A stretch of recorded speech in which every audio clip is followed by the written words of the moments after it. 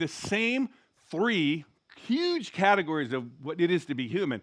We're going through a revolution in communications. AI is going to do a lot of things, but it's going to be simultaneous language translation, all kinds of things like that. We're watching this shift in energy, as I mentioned, same thing as we did back then, 250 years ago, and ultimately now we're going to be transitioning in our production processes increasingly. So these are big categories of how humans live. And so what's happening is some of these things like electricity, we took 40 years to kind of work it out. And then the internal combustion engine car revolution took a while. And then, digital revolution, my career essentially, the last 40 years has been figuring out that, how to do digital computers and things on the internet. We are watching three at the same time. We're going to boom, boom, boom, boom. And that's what I call the great progression. Now, one of the things about this, the second way to think about this has been very helpful. I've been talking to people about this, is to understand where we are, is we're in the middle of this crazy transition. So if here's a timeline, we're in the middle here, 2025. One way to understand what's happening is we're watching all these systems essentially getting dismantled. Now, something like President Trump and those are trying to dismantle these old the welfare state bureaucracies that have been around for 80 years, but also we're trying to dismantle coal, carbon energies, and things like that. So there's this kind of struggle of these old systems that we've been used to for 80 years plus, kind of winding down, running into problems. At the same time, we're watching these new systems that we can't quite figure out exactly how these next systems work, but they're starting to really build. So what's happening, what I call the great progression, is what's coming from now on. The progress is about to happen. You are here. We are here. And one of the reasons things are so confusing right now is if you're looking back into these old systems, you're kind of frantic about, oh my God, they're not working, they're floundering, they're not, they're getting dismantled. But on the other hand, you're not seeing clearly what's happening. And just like people in the past haven't done it either. Now, so here's how but eventually we're going to get to this, what I would call a golden age almost. All these technologies kind of come to fruition. Now, one way to think about this is it's been only 15 years since we had three breakthroughs in these technologies.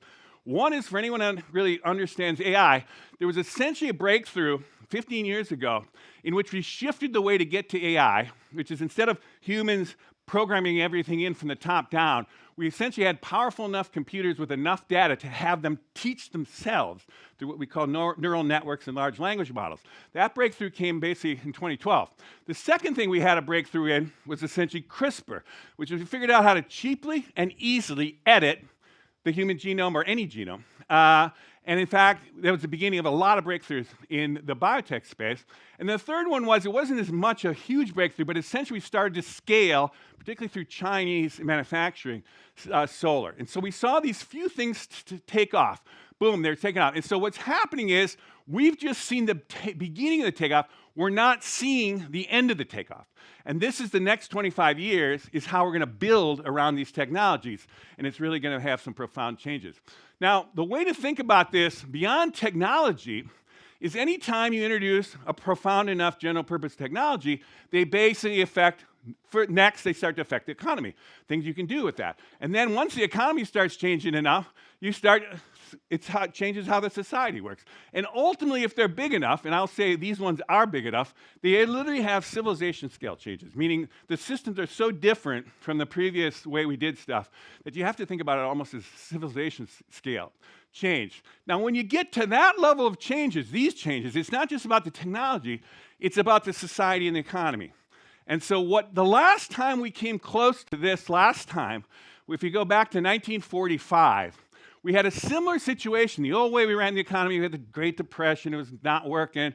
We had old colonialism globally, all kinds of stuff was kind of not working. And then we were trying to figure out, well, what's going to come next? And so when you go to 1945, boom, that's, here we go.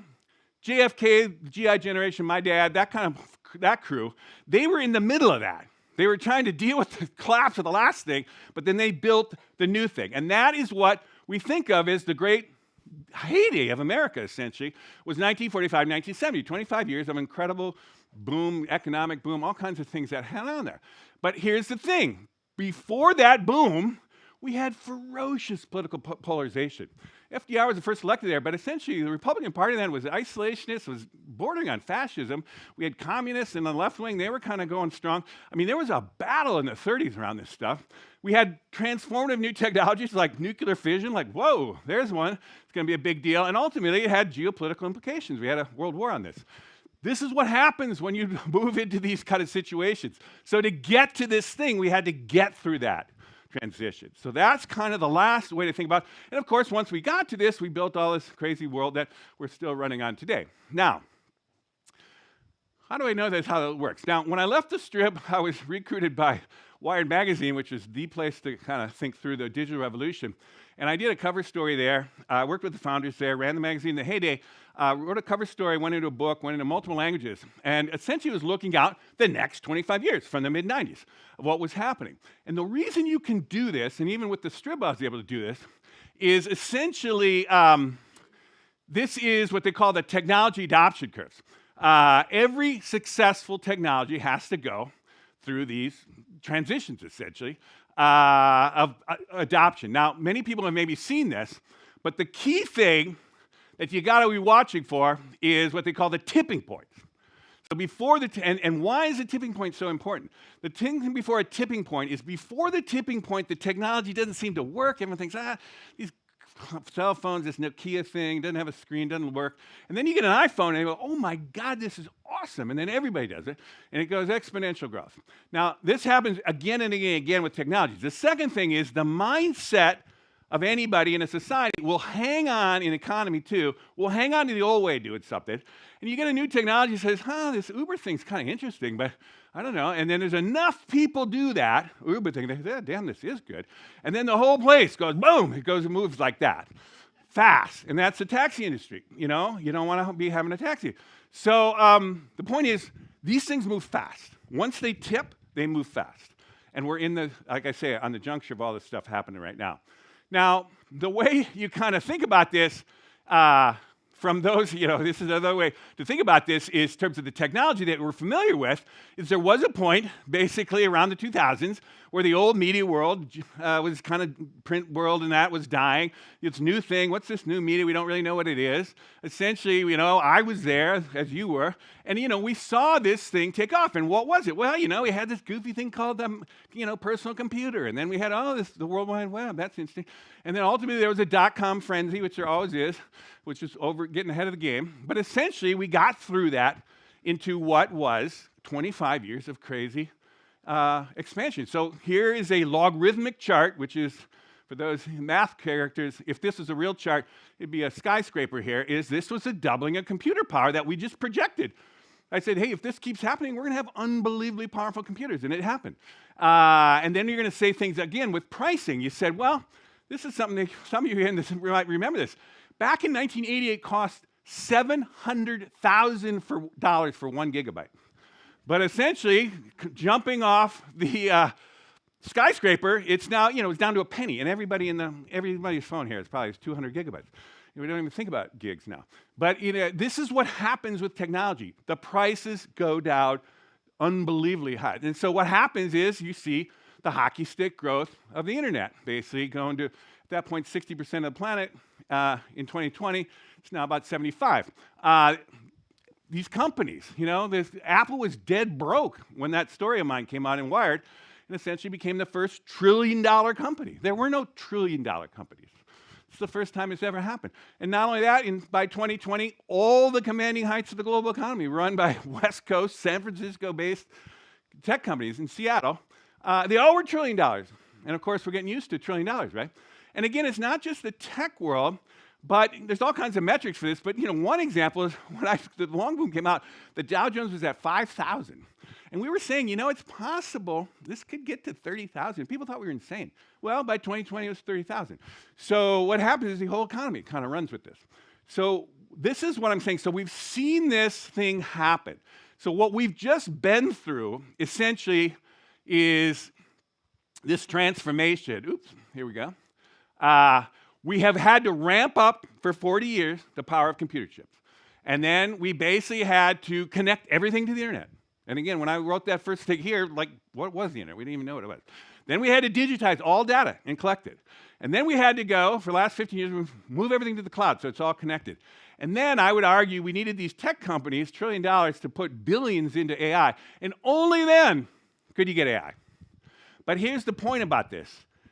AI doesn't need to wait 25 years to build the infrastructure like the thing I talked to you about, hey, we got to lay fiber optic cable and wireless networks. That took 25 years to do that. We don't have to do that with AI. AI is going to move fast. It doesn't need infrastructure. It's ready. And so the way to think about this in terms of technology is there are two phases for any foundational, fundamental technology, transformational technology. One is building the infrastructure. So in the early days, Model T Ford, first 40 years, it's like, what is a car? Like, we have to put gas stations in every neighborhood, that kind of stuff. And it was only after the war, when everyone had a car, well, then what can you do with a car? And then you think, oh my God, what can you do with a car? Well, you can do all these things. You can build a suburbs, you can, all fast food, malls, anyhow, drive-ins. And that was where everybody innovated. You didn't have to know anything about drilling oil. You could just run with that technology. We're in that situation now. We've spent 40 years building the foundation here, folks, of what's and this is my career, has been spent explaining this to people. And now it's like, now that we have it, we're going to say, well, what can you do with the crowning achievement, AI? And that's where we're going to start watching right now. Executive assistants, all this stuff, autonomous vehicles, robots, a bunch of things. Now, I'm going to touch on a few of them here just to give us something to take away with. It's like every knowledge worker is going to have their own individual personal assistant. That is just happening. And, I've had 3 startups. The first person I hire is the executive assistant because they make me twice as productive. This is going to happen to everybody. And so the other way to think about what's happened since the beginning of computing is we've been trying to figure out how normal human beings could interact with that computer power and the data behind it. And for one, in the old days, you had to do punch cards and stuff. I was in there. I remember those days. But then it was like PCs made it a little easier. Oh, you can hit an icon, and then the web made it easier. You say, oh, you click a link, and it'll go do something. And then everyone's apps now. It's like, oh, you hit this app, and it'll do something. The holy grail of basic computer interaction has been voice. It's like Jean-Luc Picard in 3 centuries is still saying, computer, do this stuff. It's the ultimate way to interact with computers. And we just broke through on that. Anybody can now interact with that computer power. Anyone can get all that data. You don't need all the kind of elite crew was before that. And that's been my thing. So that is a huge deal. And the second thing about it is going to super empower individuals. So every one of you might know something about one of these fields, but you now, even now, with ChatGPT and that, you have PhD level kind of interns, think of them as, who can go in a million directions and tell you anything you want to know about the world. That is mind-blowing. And it's just starting. And they're going to be agents. They're going to go do stuff for you, too. That's happening. So anyhow, the thing is, the productivity enhancements, we could be, it's not out of the question that economists are trying to wrestle with this. What is the impact on basically what's coming here in the production of the growth of the economy? Second thing is, because a lot of you have kids here, if you can do executive assistants, you can do personal tutors. And that is absolutely happening here. And so the thing is here, is everybody here in this room, when you had a teacher to 30 kids, and the smart kids got it all, half the group kind of got it, and then there's a bunch of people that had no idea. Anyhow, we know from human tutors, you can take any kid in that, even the bottom, and with a personal tutor, you can get them to the top 5% of the class. And now this is actually happening. We're going to do that. And so, this is our kind of assembly line of, education, human teacher. But basically, now you're going to have, every kid's going to have, an AI tutor. He's going to go right through it. And that's not going to do away with teachers. We're still going to need them for a million things. But that, AI, and this is just going to keep for life. We're all going to have them for life. Anyhow, the point is, we're going into some huge things. You're hearing this word abundance. When you talk about, in politics now, people are talking about abundance. The tech version of this is what technology does is drives down the cost of all this stuff to where anybody can get it. So it's not, rich people have always had tutors. Your kid for SAT scores, you get a college kid. Everybody's got them now. For 20 bucks an hour, probably be nothing. 10 bucks a month, you could do it. Same thing with executive systems. CEOs already had them. Rich people had them. Everybody has them. So the thing is, don't think of this just empowering the rich. It's essentially empowering everybody through this. And I think that's something being, it's a big, anyhow, something that's misunderstood out there. Now, just to shift quick into clean energies, because we got climate change and other things we got to figure out. Luckily, the climate change thing, and it's one that Minnesota's wrestling with and doing good here. This is one where you can actually see the numbers already of how this is done. This is the price of solar cells over this period, to the point where it's basically getting dirt cheap. It's gone 100% down in kind of my lifetime here. It's going to keep going down. So here's a good example. It is now cheaper to build a solar electrical power plant than coal or anything like it. Because if you think of what they call levelized costs of energy, is you don't have to shovel coal in it for the rest of its life. You build the thing, and for the next 30 years, it just keeps punching out kind of energy. So by that measure, basically it's come down about 90% in 10 years. It's cheaper than even natural gas now, at least in places that have enough sun. And it's going to keep going. It's not stopping. It's going to be dirt cheap. China's just riddled with it now. It's the way they're going. And anyhow, so you're seeing this hockey stick taking off in solar. You're seeing the money, follow the money. This is private money, not government money. Trillions of dollars now going into it. So here's a good example. If you take both wind and solar, non-hydro renewables, that's what's been happening. This is nuclear, stalled out. I think we have to have nuclear with AI. So by the way, that needs to come back. But basically, where would you bet the forward motion of energy is going? It's there. That's where the money's going. And that's, again, where China's going. And ultimately, which is kind of on the fusion, is the promise of fusion energy, which is not fission energy, nuclear energy that blows stuff up and makes a lot of waste. It's fusing it, no waste, much more energy. We're getting close to that. Could be commercialized in this 25 years. We're not counting on that. Second thing is electric cars. And now we're kind of in the country struggling around that. What are we doing? The same thing is happening in electric cars here. And again, I just came back from China. Half the cars in Beijing and Shanghai are electric vehicles, fully electric. Half of them. I delivered that 3 weeks ago. But why? Because the lithium-ion batteries have just gone down. They're down 100% in 30 years. And they're not stopping. They're going down further. And so what's happened is, in the global, it's now 17% of all global sales are electric vehicles now. In China, it's 50%. So when you kind of look out, essentially, to kind of going farther, boom, Norway and these other places are going it. But eventually, if you go out here, we're going to see this transition happening. It's not, and it's just because they're going to be dirt cheap. Poor people are going to drive these things.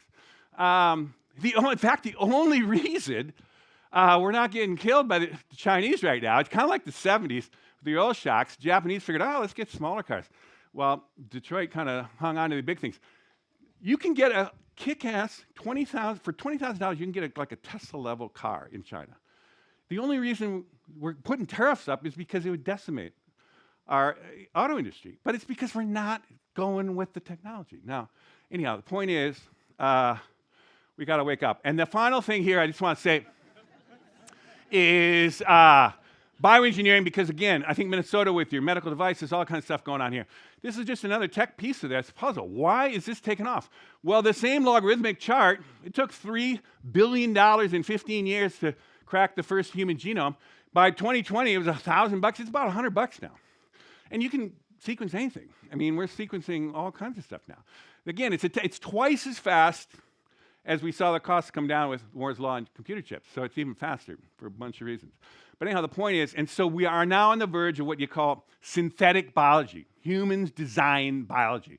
Not just in genetics, but also we understand cells, we understand things. So for example, one thing is cultured meat.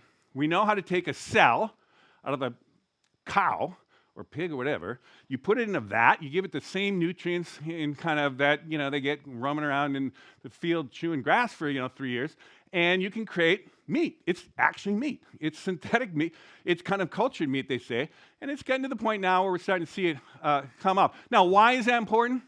Beef is horrible, actually, on the climate, methane, all kinds of stuff. Better if you're going to eat meat, eat chicken and pigs.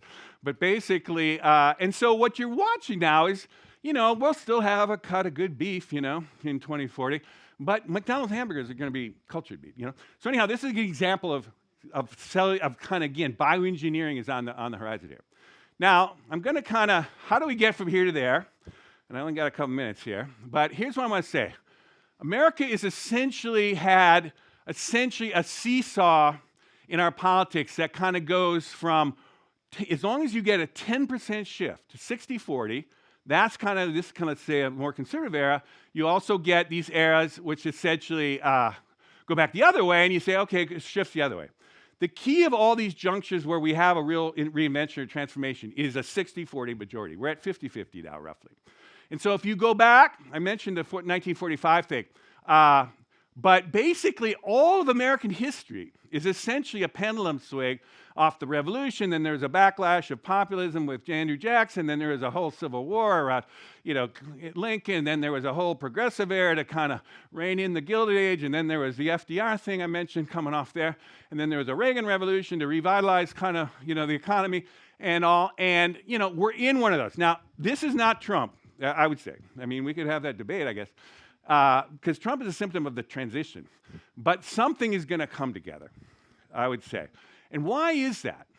Then there's another kind of thing I want to say here, is there are some of these examples, there are 4 times in American history, at the Revolution, the Civil War, and around 45 here, that basically were full reinventions. We reinvented what America is. We essentially, it wasn't just a pendulum swing back and forth, but we went through what I explained to you, what happened in the 1945. It happened in the Civil War. In fact, we had 7,000, talk about conflict, we had 700,000 Americans dead. And there was a similar reinvention in the beginning, and there were loyalists, and we had fights, between those who want to stay in the colony and anything. The point is, we are in one of these moments now, and that is essentially the way to think about our politics. We're like I say, we're watching the old system going down, the new system being built. We basically have to figure out how we're going to make it through this and reinvent America for the next 25 years. And with that, my time is up, and so have a fantastic day.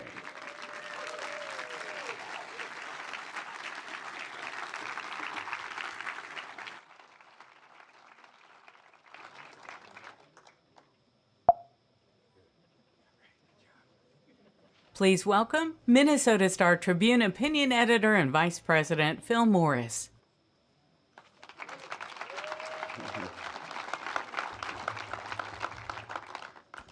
Good morning. I've been instructed to issue a public service announcement. If you are next to an empty seat, raise your hand. If you're looking for an empty seat, look for a raised hand. When we started planning this summit so many months ago, this is what we were hoping for, standing room only, but we don't want folks standing for hours. So thank you.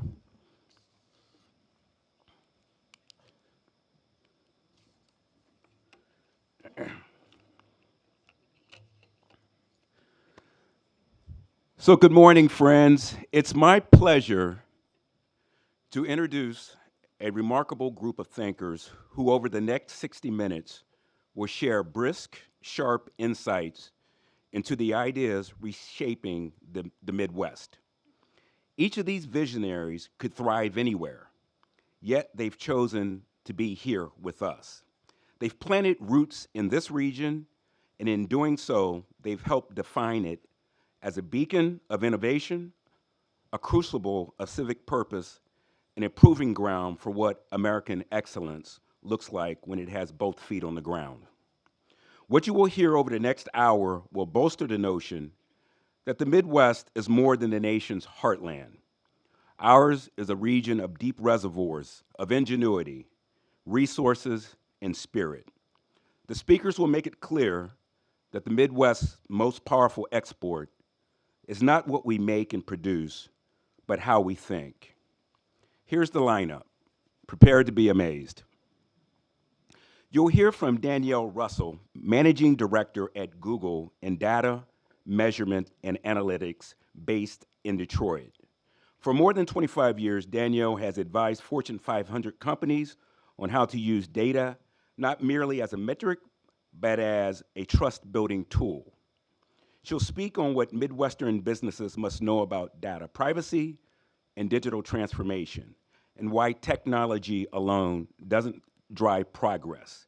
It's leadership, courage, and teamwork that turns information into insight and insight into growth. You'll hear from Peter Meyer, former Michigan congressman and co-founder of the New Industrial Corporation. He's based out of Grand Rapids. Peter embodies a distinctly Midwestern strain of pragmatism, confident, clear-eyed, allergic to overcomplications. His mantra, quote, "A lot of things aren't as hard as they seem," end of quote. Through his company, Peter is rethinking how capital flows to the next generation of technological firms. His mission, to become the leading financial institution for the most valuable technology companies of the next generation. In his words, investment has become far too siloed, and it's time to build systems that make it easier to actually build things. Expect a bracing take on independent thinking and how the Midwest's bias for doing, not posturing, can reset the national conversation on innovation. You'll hear from Shonda Smith Baker, the newly appointed president and CEO of the St. Paul and Minnesota Foundation, which stewards nearly $2 billion in charitable assets, the state's largest community foundation. Few leaders understand the Minnesota paradox as clearly as Shonda, the coexistence of prosperity and profound racial inequality. She'll explore how creative philanthropy can disrupt that paradox, not by avoiding tension, but leaning into it. She is a proponent of difficult conversations. Shonda argues that the true test of civic maturity is whether we can sit at tables with people who see the world differently and still move forward together. As Minnesota grows more diverse, she urges us to grow more intersectional. She intends to use philanthropy as a bridge for hard conversation and a spotlight for shared values. You'll hear from Miles Shaver, professor at the University of Minnesota's Carlson School of Management, who literally wrote the book on why Minnesota punches above its weight in corporate headquarters and talent density. Miles' earlier research revealed a profound truth. Talent attracts talent. A strong labor pool doesn't just serve business, it is a business advantage. In 2025, Miles' findings still hold. The Twin Cities remain an exceptional ecosystem for good jobs, affordable living, strong healthcare, and a culture that values both competence and community. He'll share why the Twin Cities, quote, headquarters economy, end quote, remains one of our region's quiet superpowers, and how we can preserve it in a volatile global market. You'll hear from Houston White, a North Minneapolis native whose resume defies category. Barber, designer, builder, entrepreneur, provocateur, and above all, community architect.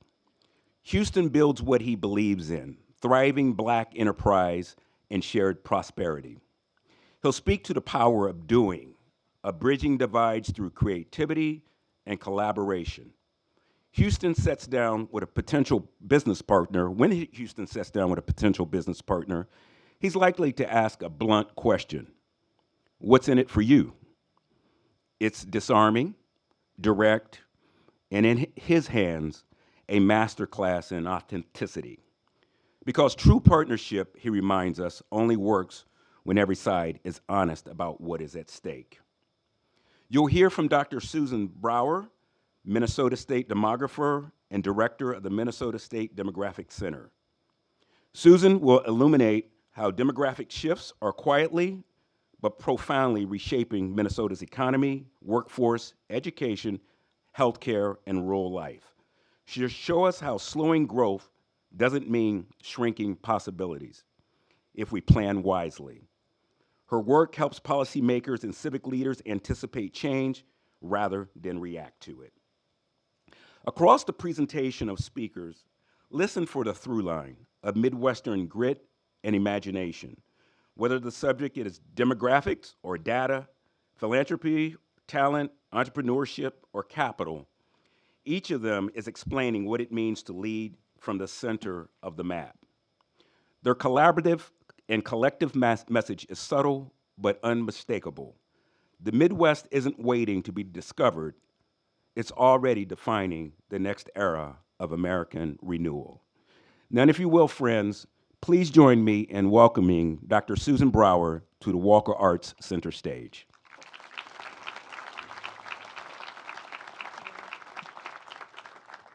Well, hello. I'm going to shift gears a little bit from looking at trends that move very, very rapidly to trends that move very slowly. And in fact, demographic trends do that, and it's one of the reasons why I've always been drawn to looking at demographics, is because they're very predictable, they're very stable, and they show us where we're headed in some ways in a very clear way. The biggest demographic change that will face Minnesota in the coming decades isn't necessarily aging or greater diversity. Those things will happen. But I think the thing that will, wait for it, I think the thing that will change Minnesota the most is the slowdown in population growth. This shift is already underway, and it will continue into the foreseeable future. Between 1860 and 1960, Minnesota added about 32,000 people each year. That continued through about 2010, so we've just had rapid growth through the course of our state's history. But over the next 50 years, growth will slow to fewer than 7,000 people per year in contrast.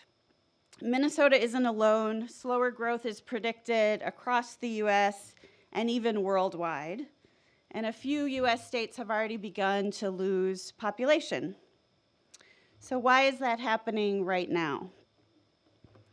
Growth is slowing because our state is aging. We're aware of that trend. And an aging population means more deaths and fewer births. As Minnesotans move into the older age groups, deaths rise, and a smaller share of the population is able to have children, smaller parenting generation. Those two things alone slow down growth.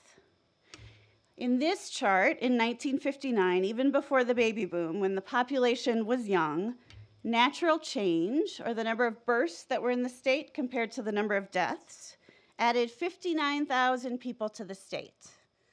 In 2024, our most recent data point, we added 11,000 people to the state from natural change.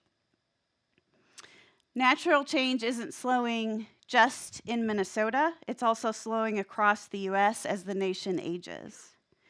In fact, in 2024, 17 US states actually had natural decline, so their internal growth mechanism was actually shrinking. In addition to the natural slower